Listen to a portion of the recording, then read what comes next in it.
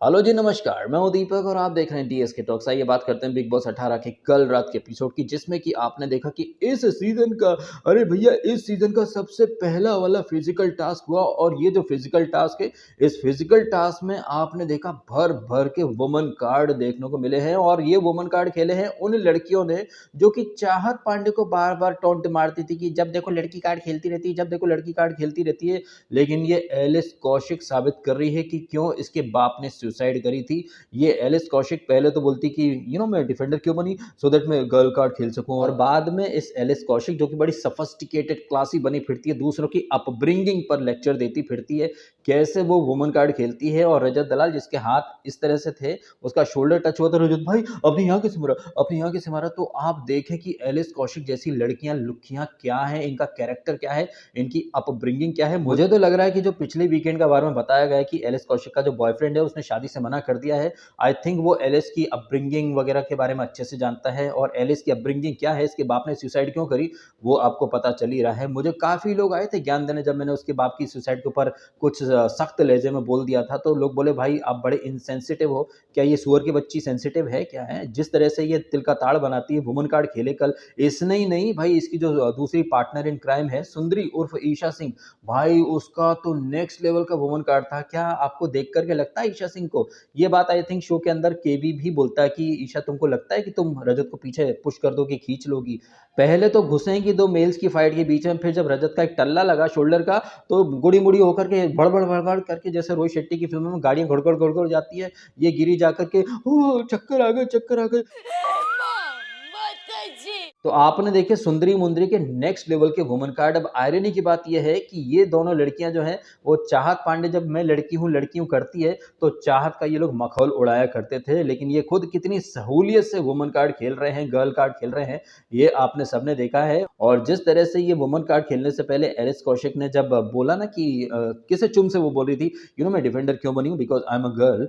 अब जिस तरह से बिग बॉस ने हमें ये क्लिप दिखाई, ना सिर्फ क्लिप दिखाई बल्कि एलिस का जो पूरा ऑडियो था वो भी सुनवाया कि कैसे उसने गर्ल कार्ड खेलने की पहले से प्लानिंग करी थी। ना सिर्फ ये, बल्कि एपिसोड के आखिरी हिस्से में जब कशिश जो है वो विवियन से काफ़ी मतलब अच्छी बातें कर रही थी कि आपकी कितनी डॉटर्स हैं, वो बोलता है 2 अडॉप्टेड हैं, एक मेरी बायोलॉजिकल डॉटर है, मैं I am very blessed to have 3 daughters in my life. काफ़ी बढ़िया बातें हो रही थी यार। लेकिन वहाँ पर भी आपने देखा कि ये सुंदरी-मुंदरी कितनी जल कुकड़ी हैं, देखो हमारे ग्रुप में आना चाहती है, कैसे चिपक रही है। मतलब इतनी मीन, इतनी कमीन, इतनी मक्कार ये लड़कियाँ हैं, इन्हें तो भाई ज़बरदस्त तरीके से एक्सपोज़ किया जाना चाहिए। क्या ये जो क्लिप हमें दिखाई गई, ये उस एक्सपोज़ का आई मीन पहला चैप्टर है उस स्क्रिप्ट का? ये तो ख़ैर वीकेंड का वार पे ही क्लियर हो पाएगा मित्रों। लेकिन फ़िलहाल ये जो वुमन कार्ड वग़ैरह खेला, ये इनके काम तो नहीं आ पाया टास्क में। और ये लोग जो है वो टास्क को 3-0 से हार गए। बिग बॉस भी बोला कि भैया अब अगले राउंड का कोई महत्व या वैल्यू है नहीं, क्योंकि सामने वाली टीम 3-0 से आगे चल रही है, तो ये टीम जीत जाती है एक तरफ़ा। हालाँकि कल से खबरी गैंग जो है, उन्होंने एक खबर उड़ाई कि भैया विवेन डिसना फिर से टाइम लॉर्ड बना है। लेकिन टास्क तो केवी एंड टीम जीती है। लेकिन टास्क जीतने के बावजूद अगर इन्हें टाइम लॉर्ड नहीं बनाया जा रहा है अकॉर्डिंग टू द खबरी गैंग, तो क्या बिग बॉस ने कुछ ट्विस्ट डाला है गेम के अंदर? मुझे लग रहा है पता नहीं क्यों, जिस तरह से वो जो गो चीज़ पिज़्ज़ा की तरफ से जो हैम्पर आया है, जो कि विनिंग टीम को मिलना चाहिए था, वो हैम्पर जो है इन लोगों ने हारी हुई टीम के साथ भी शेयर कर लिया है। क्या पता शायद ये एक एंगल डाल दे बिग बॉस। अब क्या पता बिग बॉस कुछ अलग ही एंगल डाल दे कि भैया हमने जीती टीम को भेजा था, तुमने शेयर कैसे कर दिया, तुम डिस्क्वालीफाई हो जाते हो। कुछ ना कुछ तो ऐसा ट्विस्ट आया ही होगा, जिसकी वजह से ये खबरी गैंग कह रही है कि भैया ये टीम जीत कर भी इसे हरा दिया है बिग बॉस ने। अब ये क्या हुआ है, क्या नहीं हुआ है।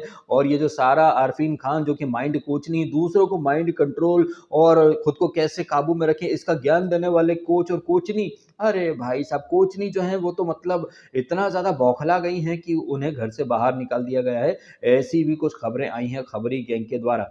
एनीवे वो जो एलिमिनेशन वगैरह होगा वो तो आज रात के एपिसोड में आज दिखाया जाएगा या कल दिखाया जाएगा, वो तो हमें टाइम के साथ पता चलेगा। लेकिन फिलहाल इस एपिसोड की शुरुआत पर चलते हैं। तो आपने देखा कि एक दिन पहले ये जो रजत दलाल और ये दिग्विजय हैं, ये दोनों जो हैं ये मिल करके शेखू उर्फ लाडला ऑफ बिग बॉस यानी कि विवेन डिसना द गुटखाबाज, जो कि टॉयलेट में सुट्टा मारता रहता है, खुद कितना गंदा रहता है, काले पीले दांत लिए घूमता रहता है। लेकिन ओसीडी ओसीडी, वैसे ये ओसीडी से मिलती जुलती एक गाली भी होती है, वो गाली समझदार लोग समझ सकते हैं। तो एक तरफ ये ओसीडी का ज्ञान देता दूसरों को कि मेरे को छूना मत, छूना मत। इसके ऊपर अच्छा टॉन्ट मारती श्रुतिका के लिए, तेरे को छू लिया जा करके, खुद को नहा करके आ जा। तो ये विवेन डिसेना, जिसने रात को तो कोई रिएक्शन नहीं दिया था रजत दलाल को, जब ये रजत दलाल उसके बिस्तर पर कब्जा कर लेता है और अपना झंडा लहरा देता है, लेकिन मॉर्निंग में पता नहीं क्या हो जाता है विवेन डिसेना को कि वो भर भर के रिएक्शन भी देता है। और इस रिएक्शन के साथ साथ वो जो बिग बॉस 17 का जो नल्ला विनर था ना, जो कि पीठ पे जो ओवन धमकी है, कॉफी है, रख देंगे ना नंगे धमकी, लेकिन मुंह पर अरे विकी भाई, विकी भाई। तो जैसी पर्सनैलिटी थी पिछले सीजन के फिक्स्ड विनर यानी कि मुन्नी बदनाम उर्फ मुन्ना जिहादी की, हूबहू वही वाली पर्सनैलिटी है कन्वर्टेड जिहादी उर्फ विवेन डिसेना उर्फ इस सीजन के फिक्स्ड विनर की। जैसे मुन्नी बदनाम को ग्रैंड प्रीमियर में ही सलमान खान ने हिंट दे दी थी कि भाई शो तू ही जीतने वाला है, अल्टीमेटली वही जीता। उसी तरह से इस सीजन में जो फिक्स्ड विनर है कन्वर्टेड जिहादी, इसको सलमान खान ने ऑलरेडी टॉप 2 में खड़ा कर दिया। तो ये कन्वर्टेड जिहादी उर्फ विवेन डिसेना, जो कि ओसीडी का ज्ञान लेकर के चलता है और कह भी रहा था कि रात को ये रजत मेरे से रिएक्शन चाह रहा था, मैंने दिया नहीं, तो अब रिएक्शन चाह रहा है। तो भैया वो चाह रहा तो तुम दे क्यों रहे हो रिएक्शन? तुम भर भर के रिएक्शन दे रहे हो। और जैसे पिछले सीजन का जो नल्ला विनर था, वो बोलता था कि लाला टनल तक छोड़ के आऊंगा, तो विवेन डिसेना उर्फ इस सीजन का जो फिक्स्ड विनर उर्फ लाडला ऑफ बिग बॉस, वो भी बोलता कि गेट तक छोड़ के आऊंगा, गेट तक छोड़ के आऊंगा। तो टेम्पलेट वही है। तो अगर आप ध्यान से देखेंगे ना, तो आपको एक टेम्पलेट दिख जाएगा जिसमें कि मुन्नी बदनाम और ये इस सीजन का जो विवेन बदनाम है, इनमें बहुत सारी सिमिलैरिटीज हैं। उसके भी ब्लाइंड फैंस थे जो उसकी हर हरकत को जस्टिफाई करते थे। उसी तरह से विवेन डिसेना, उसके अंधे फैंस, अंदर विवेन डिसेना जो भी नैरेटिव बनाता है, बाहर उसके फैंस वही नैरेटिव लोगों पर थोपना शुरू कर देते हैं। जिसका आपको एक एग्जांपल दिया था मैंने कि कैसे एक बंदा कहता है कि भाई उसकी गाली पर कुछ बोलो, गाली पर कुछ बोलो, लेकिन एलिस कौशिक जब किसी को पीठ पीछे बोलती है कि आई विल मर्डर, उस पर कोई कुछ नहीं बोलता। उसी श्रृंखला को आगे बढ़ाते हुए आज आपके सामने मैं विवेन डिसेना के एक निहायत ही चूतिए फैन के कुछ आपको ट्वीट वगैरह दिखाने वाला हूं। ये जो विवेन डिसेना जो कल एपिसोड में कह रहा था कि गाली कोई नहीं देगा, गाली कोई नहीं देगा, एक तरफ ये कहते हैं कि गाली कोई नहीं देगा, हालांकि दिग्विजय उसको वहीं पर काउंटर करता है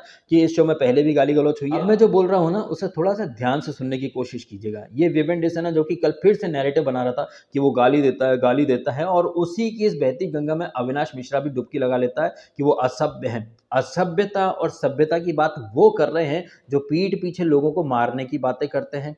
असभ्यता और सभ्यता की बात वो कर रहे हैं जो कि एक लड़की के टॉयलेट हैबिट्स का मजाक उड़ाते हैं, मखौल उड़ाते हैं। एनीवे, मुद्दे की बात पर आ जाते हैं। तो मुद्दे की बात यह है कि ये विवेन डिसेना जो कल कह रहा था कि गाली कोई नहीं देगा, इस घर में गाली गलौज अलाउ नहीं है। अब एक चूतिया के बच्चे, तू एक कंटेस्टेंट है, तू बिग बॉस का डायरेक्टर मत बन कि यहाँ पर कोई क्या करेगा। और बिग बॉस के घर में अगर एक रूल है तो वो ये है कि यहाँ पर हिंसा अलाउड नहीं है। आप हिंसा नहीं कर सकते, बाकी आपको जो करना do whatever you want to do man. ये बात तो खुद सलमान भी बोलते हैं, बट डोंट ट्रबल योर माता पिता। तो एक तरफ विवेन डिसेना है जो कि अंदर नैरेटिव बना रहा है कि कोई गाली नहीं देगा, दूसरी तरफ उसके नल्ले फैंस हैं, वो भी आए दिन एक ही आर कर रहे हैं, अरे गाली दे दी, गाली दे दी, गाली दे दी, डीएसके अब गाली को जस्टिफाई मत करो, डीएसके प्लीज गाली देने वालों को सपोर्ट कैसे कर रहे हो। अरे भाई साहब, गाली को हम गलत कैसे बोलते हैं? हम तो खुद अपने वीडियो में चूतिए चूतिए बोलते फिरते हैं। अब यहाँ पर तो वही बात अप्लाई हो जाएगी ना मेरे ऊपर जो मैं दूसरों पर अप्लाई करता हूँ कि सूप बोले तो बोले, छलनी क्या बोले, जिसमें खुद 50 छेद। अब मैंने बिग बॉस 12-13 के टाइम पर कितनी गालियां दी हैं, तो मैं किस मुंह से गाली को गलत बोल दूं। और वो विवेन डिसेना के फैन जो अब सडनली साधु संत वाले तेवर लेकर के चल रहे हैं, आपको ऐसे ही एक फैन का पोस्ट दिखाता हूं, ट्वीट दिखाता हूं। ये जो बंदा है ना, ये खुद को MSD महेंद्र सिंह धोनी का फैन बोलता है। महेंद्र सिंह धोनी का नाम भी लिख रखा है उसने। अब ये तो आप सभी जानते हैं ना कि MS धोनी यानी महेंद्र सिंह धोनी इंडिया के सबसे successful cricket captain, captain cool के नाम से जाने जाते हैं। लेकिन ये जो कैप्टन कूल है, ये भी भर भर के ग्राउंड पर गाली दिया करते थे। तो वो फैन जो खुद को MSD का फैन बोल रहा है, MSD की काफी सारी गालियां मैंने उसे ट्विटर पर ही शेयर करी कि देखो भैया, MS धोनी ग्राउंड पर गाली दे रहे हैं, झोपड़ी की गर्लफ्रेंड नहीं खड़ी तेरी उधर। ना सिर्फ महेंद्र सिंह धोनी बल्कि क्रिकेट के ग्राउंड पर तो बहुत सारे क्रिकेटर गाली देते फिरते हैं। इनफैक्ट रोहित शर्मा का तो कितनी बार ऑडियो सुनाई दे जाता है, वो जो स्टंप में जो माइक लगा रहता है, स्टंप माइक से कोई भी गार्डन में नहीं घूमेगा, बीप बीप कर दूंगा, ओ रेंचो पेंचो, सब इधर से। और हमारी टीम इंडिया का और BCCI का जो पोस्टर बॉय विराट कोहली, भाई वो तो Ben Stokes, Ben Stokes, Ben Stokes. आपको समझ में आ ही रहा होगा मैं क्या कह रहा हूँ। तो मेरे कहने का मतलब है कि एक तरफ कुछ लोग अपने ट्विटर प्रोफाइल में महेंद्र सिंह धोनी का नाम लिखेंगे, खुद को एमएस धोनी का फैन बोलेंगे। वही महेंद्र सिंह धोनी जब गाली देता है तो इन लोगों को गाली बुरी नहीं लगती। जब हमारी टीम इंडिया के जो विराट है, रोहित हैं, ये जब ओपनली गाली गलौज करते हैं तो लोगों को दिक्कत नहीं होती है। नवाजुद्दीन सिद्दीकी जैसे एक्टर जब फिल्मों में गाली देते हैं, मनोज वाजपेयी जब गैंग्स ऑफ वासेपुर में गाली देता है तो लोगों को गलत नहीं लगता है। यही नहीं, बिग बॉस का जो होस्ट है सलमान खान, वो खुद गाली दे देता है प्रतीक सहजपाल को। तो आप देखें कि कैसे अंदर जो नैरेटिव विवेन चला रहा है वही नैरेटिव उसके चपड़गंजू और चूतिए फैंस भी चलाना चाह रहे हैं। वो फैंस जो कि क्रिकेटर्स को फॉलो करते हैं, वो क्रिकेटर्स जो कि खुद गाली देते हैं, बट तब इन लोगों को गाली गलत नहीं लगती। तो दैट मीन्स यहाँ पर गाली का जो नैरेटिव है वो टोटल फॉल्स नैरेटिव है, फेक नैरेटिव है। ये बिल्कुल वैसा ही नैरेटिव है जैसे कि हमारे देश में जब पॉलिटिकल पार्टीज जो दिन भर अंबानी को गाली देंगी, लेकिन यही पॉलिटिकल पार्टीज के जो लीडर हैं ये रात को अंबानी के घर पर पहुंच जाएंगे, उसके बेटे की शादी की जो मिठाई से भरी थाली है वो थाली चाटेंगे। या फिर आपको एक और एग्जांपल दे देता हूं, जबरदस्त वाला एग्जांपल है, कुछ लोगों के गुर्दे छिल जाएंगे। कांग्रेस पार्टी जो दिन भर अडानी को गाली देती फिरती, मोदी ने देश बेच दिया अडानी को, अडानी ने सब खरीद लिया। एक तरफ ये लोग अडानी को गाली देंगे कांग्रेस वाले, बट वही कांग्रेस पार्टी अडानी से भाई साहब 100 करोड़ का चंदा ले लेती है। तब कोई जर्मन शेफर्ड वगैरह उस पर वीडियो नहीं डालेगा। जब राजस्थान में कांग्रेस की सरकार थी तब अडानी को भर भर के प्रोजेक्ट मिले थे। ममता सरकार खुद अडानी के लिए रेड कारपेट बिछाती है। ये जो दोगलापन है ना, मतलब कुछ पॉलिटिकल पार्टीज का, मीडिया के लोगों का, या फिर बिग बॉस के सेलिब्रिटी या उनके फैंस का, आपका फेवरेट क्रिकेटर गाली देगा तब आपको गाली से दिक्कत नहीं है, लेकिन कैसे शो के थ्रू, बिग बॉस के थ्रू अलग ही नैरेटिव ये लोग बना रहे हैं। तो ये चीज आपको समझ में आ जानी चाहिए कि गाली का मुद्दा, ये जो गाली कार्ड खेला इसने विवियन ने, ये कितना जेन्युइन है और कितना जेन्युइन नहीं है। रही बात सभ्यता मर्यादा की, तो भाई इन लोगों को तो बात ही नहीं करनी चाहिए जो किसी लड़की की टॉयलेट हैबिट्स को नेशनल टीवी पर अनाउंस करते फिरते हैं, उसे अनऑर्गेनाइज्ड बोलते हैं, पीठ पीछे किसी को जान से मारने की बातें करते हैं, फिर वही लोग सभ्यता, कल्चर, मर्यादा की बात करते हैं। इन शॉर्ट वो लोग जो कि खुद मर्यादा का पालन नहीं कर रहे हैं, खुद फेयर नहीं है, तो उनके लिए हम मर्यादा का पालन क्यों करें। मुझे कमेंट आया था जब मैंने एलिस के बाप के लिए कुछ बोला था, क्या आपको अब भी ये एलिस गर्दुल्ली सही लग रही है? मुझे तो पक्का यकीन हो चुका है कि इस एलिस कौशिक को इसके बाप ने पकड़ लिया होगा रंगे हाथों कुछ उल्टी सीधी हरकत करते हुए, तो इस एलिस कौशिक ने अपने बाप को मार दिया होगा। ऐसे लोग जो कि एलिस कौशिक को डिफेंड कर रहे हैं वो रजत को गुंडा बोलते हैं, गाली गलौज करने वाला बोलते हैं, बट वही लोग क्रिकेटर्स के गाली गलौज को भाई ब्लाइंडली सपोर्ट और जस्टिफाई करते हैं, तब चीजें सही लगती है। तो ये कुछ नहीं है, सेलेक्टिव अप्रोच है लोगों का और कुछ नहीं है। एनीवे, तो यहाँ पर हम एपिसोड की शुरुआत की बात कर रहे थे तो ये कलेश होना शुरू हो जाता है, फिर इसने छू लिया, उसने छू लिया, फिर अविनाश की एंट्री, फिर नहीं फटी करके वो भी पहुंच जाता है, गुत्थम गुत्ता होते हैं, और ये एलिस कौशिक और ये ईशा सिंह सुंदर मुंदरी जबरदस्ती में घुसते हैं लड़कों की फाइट में, फिर गिर जाते तो वुमन कार्ड बाहर आ जाता। फिर केवी इनको बोलता भी कि ऐसा कि सब एडल्ट हैं, सब कॉन्ट्रैक्ट करके आए हैं, कोई किसी को नहीं मारेगा। और आपको क्या लगता है कि आप रजत को पीछे खींच लोगे, हटा लोगे उसको? नहीं ना। देखा जाए तो करणवीर मेहरा की बातों में काफी दम था, क्योंकि वो सेंसिबल बातें थी। ये जो लगाना लगाना लगाना दिखाना दिखाना चलता है, ये लोग यही करेंगे, एक दूसरे को मारेंगे नहीं। अगर मारना ही होता तो थप्पड़ अप्पड़ मारते, जैसे कि विवेन डिसना ऐसे मुंह पर कुछ नहीं बोलता, पीठ पीछे जाकर के एक ठूसा दूंगा ना, नाक तोड़ दूंगा, तो दे ना, दे ना। What are you waiting for, Christmas है? मतलब ये है इनकी मेंटेलिटी, मारेंगे नहीं, पीठ पीछे मुंह तोड़ दूंगा, ढूंसा दूंगा।